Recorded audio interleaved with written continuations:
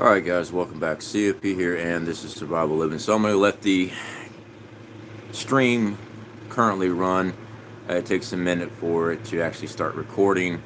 I do apologize for the racket in the background. I got a guy that lost his driver's license driving a lawnmower right now. He lost his driver's license out on the road. Yeah, no kidding. You want to see?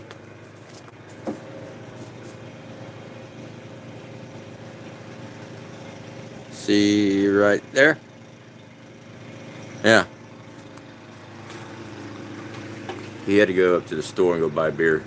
Anyway, guys, as the title said, Ukraine power plant. Yes. So I did get to see that over there on Marfugo News. They did a real quick update video for you guys, and I also went ahead and took a look at it myself. And yes, one of the largest nuclear power plants in Europe fell under attack, sort of kind of, by shelling and basic war in Ukraine. Currently, I went ahead and did some review on some information and everything just to see what's going on there. It does not look like there's any radiation leak right now at the power plant. There was reports of fire. From what the latest I found out, it was fire in a training facility part of near the administration buildings of the power plant. So all in all, it seems like the power plant is fine as of right now. But it just brings us into another topic of these power plants, guys. We see how Russia's doing a lot of things right now, and one of the main objectives you're trying to take over something is definitely take the power stations, power plants, nuclear power plants, of course. It's all part of the whole plan. I mean, you want to do that. Now, guys, I also put a community post earlier today, just a little while ago, of Canadian Prepper. Now, guys, I follow Canadian Prepper. I've been following him for a very long time. And he had a very important message talking about protective equipment, and he's run into supply issues and things like that. And he's got, of course, a much larger channel than me. But I am also a affiliate program member for the same company. And I can confirm what he is saying. I got an email 2 days ago letting me know that supply and demand issues was going to make it very difficult to get hold of protective equipment for, let's say, CBRN equipment, gas masks, suits, filters. There is going to be a shortage on that. Now, I don't have all the information and stuff like he has, but I can confirm that, yes, I received the same information as far as shortages and things like that. Now, he has more in depth on his video, and that video is linked up in the comment section of the channel, guys. All right. Ilea. Yes, I see your comment there, Aliyah. Yes, that is correct. Currently, we have a couple members that purchased through my link a few days ago when I did my community post on that company.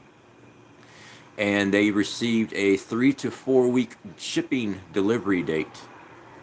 And I don't know if that's changed since then. Guys, best thing I can tell you guys is to contact them directly and ask them before you order, things like that. I mean, we don't know when things are going to happen. I don't know if it's going to happen tomorrow or on down the road. It might not happen anytime soon, or might not even happen. But we as preppers, we try to prepare for as much as possible all the time. All right, we bought our stuff a long time ago, and then we started getting involved with MIRA several months ago and started upgrading our equipment. So, Ilea, I need filters for my mask. Ilea, I went to the website after getting off of Canadian Prepper's stream that he did. They did have the CBRN filters. But like I said, when I talked to some of our subscribers here on the channel, community members, they placed their order and it's 3 to 4 weeks on their delivery date. I've never had a delivery take that long from MIRA at all. So guys, just a little bit of information there for you guys. Again, a lot of things are going on in this world, and I've been talking about the stuff with Ukraine and Russia. I said if Ukraine was invaded by Russia, it was going to spill out, and I do believe it. I don't think this is just going to be a little small thing. I think this is going to lead to something much larger, and I think it was planned. I know, put on the tinfoil hats, ladies and gentlemen.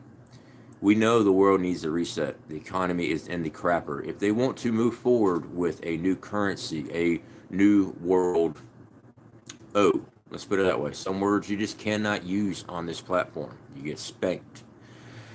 They have to reset things. I mean, that's the fact. All right. So anyway, guys, continue your prepping like you normally do, guys. Now, when we started the channel, guys, I discussed $5 a week on preps. I did. And we spent 3 years on talking about canned goods, dry goods, things like that. Today, I released a video on long-term food storage. Guys, I don't think $5 a week is going to do it anymore. I really don't. Now, don't go in debt. Don't do that. But look at your luxury items that you spend extra on. Going to the movies, coffee at a coffee house, whatever. I would be cutting that out and putting towards canned goods and dry goods and put those foods away. All right. It's a cheap way of prepping. It's a very good way to prep. You can prep up to 1 to 2 years, no problem at all, and put it in rotational stock. And it'll last you a very long time. It can last up to 2 years.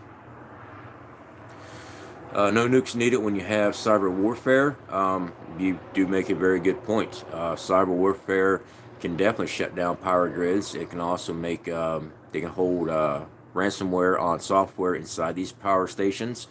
So yeah, you can also shut down a power station using cyber attacks. Absolutely. But when these things go off, you don't need a nuclear bomb because you already got one. Just saying. Now, we have discussed nuclear power plants here on this channel many times. I did a video on it. Just look in the playlist, guys. And I've talked about the backups and stuff on nuclear power plants. They have many contingency plans and stuff like that.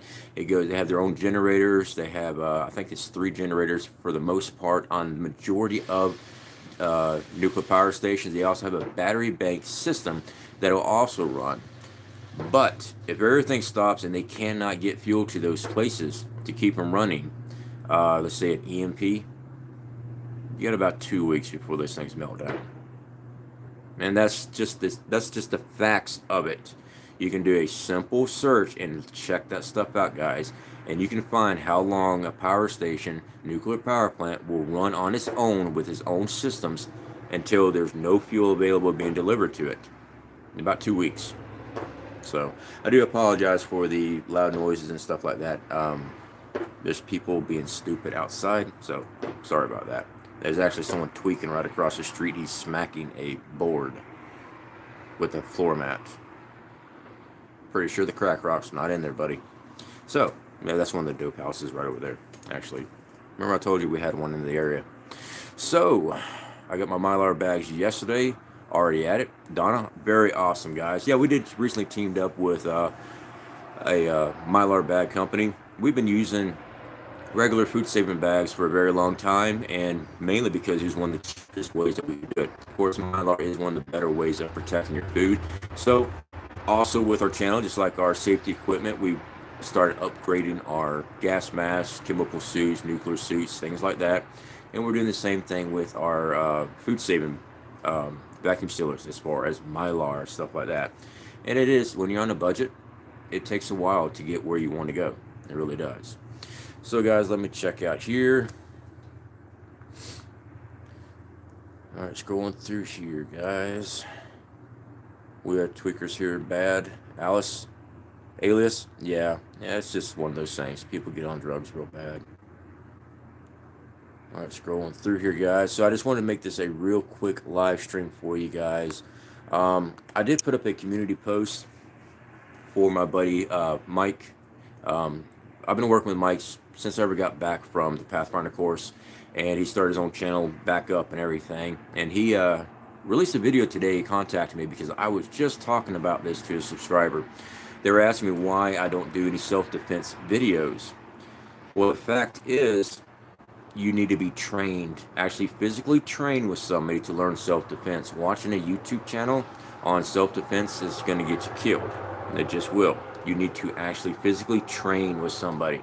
And his recent video that I did put up in the comment section, guys, community post, I'm sorry, he's going over that. He's basically showing you how you can quickly identify the complete BS that's on YouTube, and mainly because he's actually a martial artist. So is his brother. I believe his brother does kickboxing.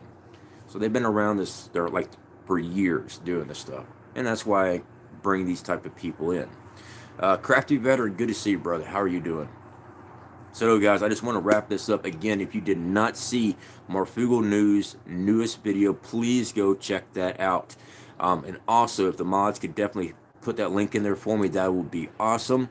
And also, guys, go over the Canadian Prepper. It's in the comments, community post. Go over there and check that video out, guys. I did confirm that on my end as well.